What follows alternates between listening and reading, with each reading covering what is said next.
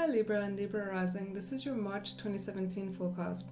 So the big news this month, particularly for Libra, is that Venus is going retrograde. And Venus, of course, is Libra's ruling planet, so Venus going retrograde affects you more profoundly and intimately than other signs. So Venus goes retrograde every 18 months, and for everybody this is about finishing past business with relationships. So you may find this is a time to heal old relationship hurts. But on another note, you may find that you're being looked up by past partners or lovers or even friends. Or you may decide to look somebody like that up. So Venus, that planet of love, beauty, affection, art, and money, when Venus goes retrograde, there's a slightly different take on those avenues of our lives. Venus retrograde can be a good time to renegotiate the terms of financial contracts. So financial loans and deals. So renegotiating those terms and conditions can be very fruitful at this time. Venus retrograde is also a very good time to swoop in for second-hand bargains, particularly if you know the value of something but the seller doesn't. So Venus retrograde quite appropriately in Aries in your 7th house. Now the 7th house is of course the best possible placement for love affairs, relationships of all kinds, closeness and intimacy. So Venus retrograde really gives you the opportunity to do some work in this regard.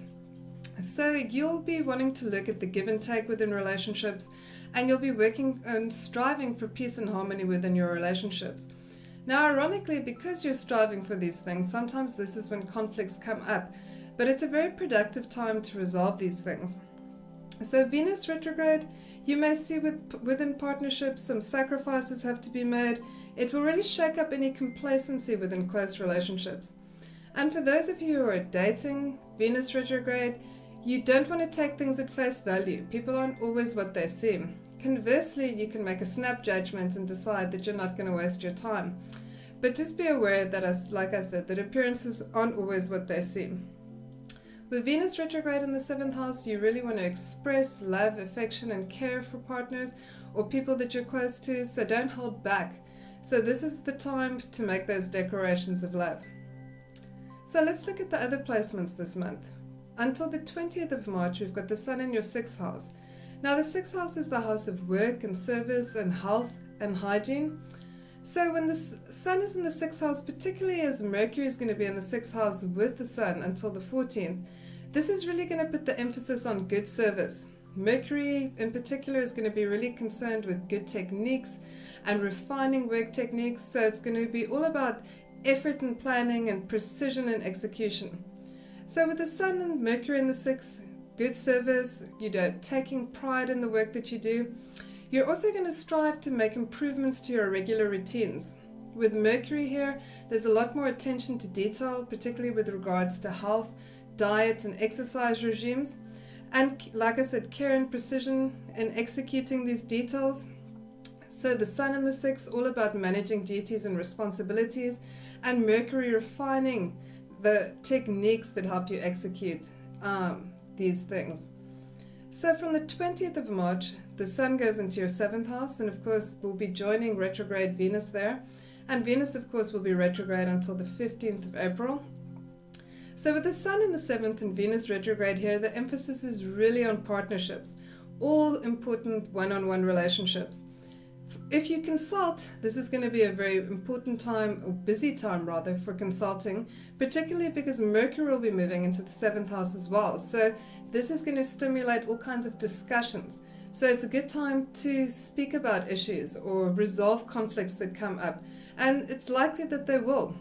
But this is going to give you that, Mercury is going to give you that detachment and objectivity to constructively thresh out issues, particularly with regards to partnerships. So this can be marriage partners, business partners, or new romantic partners. It really doesn't matter. With the Sun and Mercury in the 7th house now, it's also a good time to seek professional advice. So this could be anyone from lawyers, accountants, builders, or even astrologers. So this is where you don't really want to go it alone this time of year. So if you need some assistance, ask for it. So don't just lean on your own resources, really have the discussions, ask for advice, and seek specialist counsel if you need to. So again, like I said, with Venus retrograding here as well, you may You'll really be looking at the give and take and whether partnerships are mutually fulfilling. It may be that some sacrifices need to be made. So let's look at where Mars is. Mars is going to be in your 7th house as well until the 10th of March. And of course, Mars and Venus together is really great for chemistry and sparks. So this is really when the best counsel would be to make love, not war. Because Mars here can raise conflicts and issues, and of course this is the best way to resolve them. Because of course there's a lot of chemistry that's being generated. So Mars and Venus together until the 10th of March in the 7th house, very good for resolving any conflicts that do come up, for clearing the air. And again, like I said, good for chemistry if there's the potential for that. From the 10th of March, Mars moves into your 8th house, and Mars in the 8th can bring up conflict over joint resources, budgets. So again, it's going to be that area of sharing within partnerships because it's joint resources. This could be around property or investments. Mars, of course, in the 8th, very motivated to make money off investments, but this is really when you want to avoid any kind of get-rich-quick schemes. Mars in the 8th can also show encountering people that have a powerful or potent effect on you. And this, of course, can stimulate a lot of productive change in you. So let's look at the aspects this month. On the 2nd of March, we've got Jupiter opposing Uranus between your 1st and your 7th house. So now, Jupiter and Uranus in opposition, this can show a great desire for release from tension, especially with regards to restrictions around obligations and duties, and this can be within jobs and relationships. And for you, since the house of partnerships and self is really being triggered, it is all about autonomy versus dependence within partnerships. You may find at this time you have to give a partner more freedom than usual, or that you need more freedom. And when this aspect goes exact, you can find that circumstances conspire in such a way to release some of that tension, to release you from some of your duties and obligations with regards to partnerships. So on the 5th, we've got Mars trining Saturn from your 7th to your 3rd house. And Mars and Saturn in harmonious aspect, it's very good for hard and patient work, for endurance. Things don't have to be glamorous for you to tackle them, with a lot of energy and vigor, focus and concentration. Mars and Saturn in trine, very good for a practical focus, very good for utilitarian focuses. And it can also help you push through trying circumstances. And this for you can be with regards to everyday affairs that you're managing or within partnerships. It can really help you push through. So on the 6th of March, we've got the Sun conjuncting Mercury. And this is very good for having conversations. And for you, this is going to be in the 6th house of work. So this can be initiating conversations or discussions or negotiations in the workplace. So very good for that, and also for any kind of routine paperwork that needs to be tackled. So, your mind is feeling quite sharpened under this. So it's also restless, and the emphasis is on communication. So whether it's business negotiations or discussions of some kind with employers or employees, this is a very fruitful aspect for taking the initiative in that respect.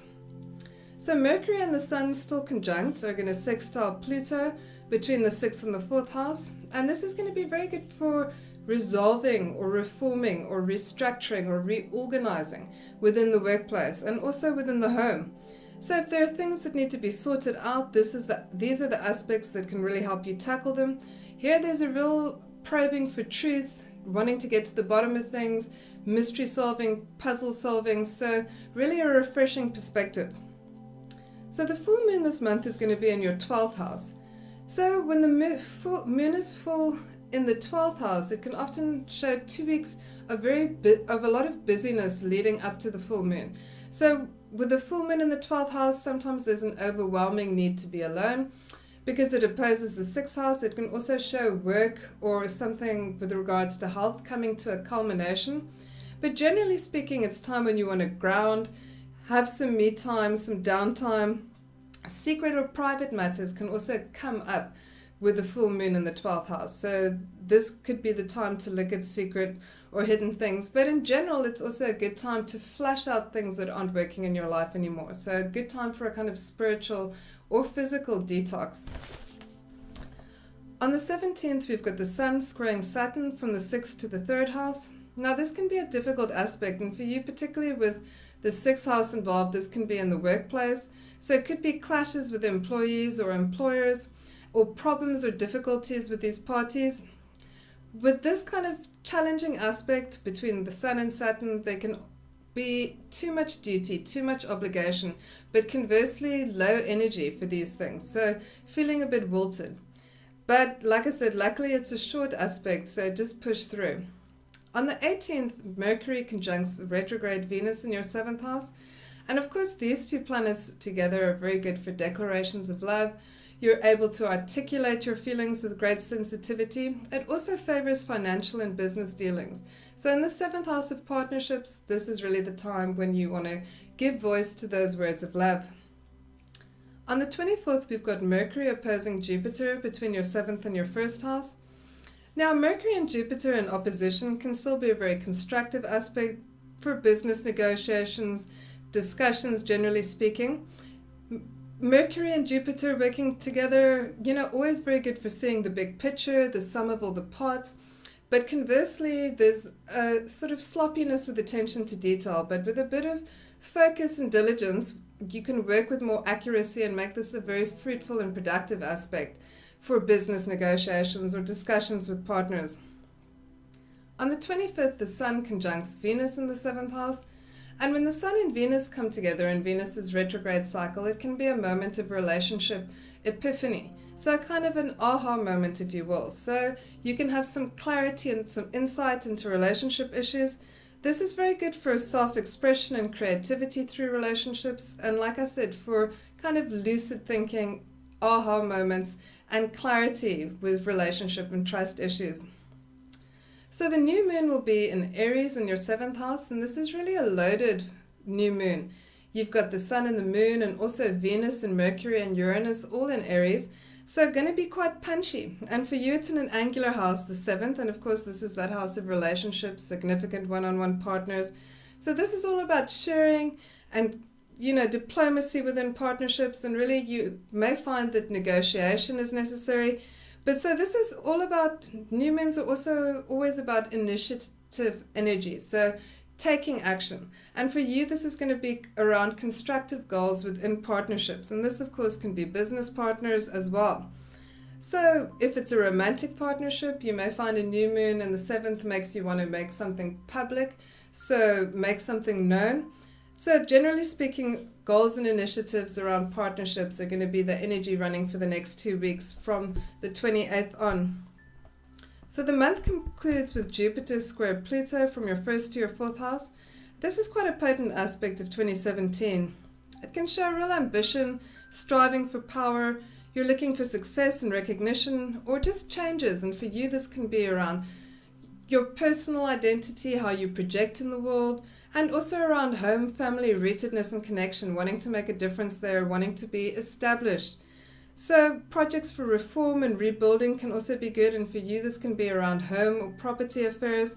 So you'll have a lot of physical energy as well to put into towards making constructive changes, both in personal identity, how you project in the world, and within family, home and partnerships issues.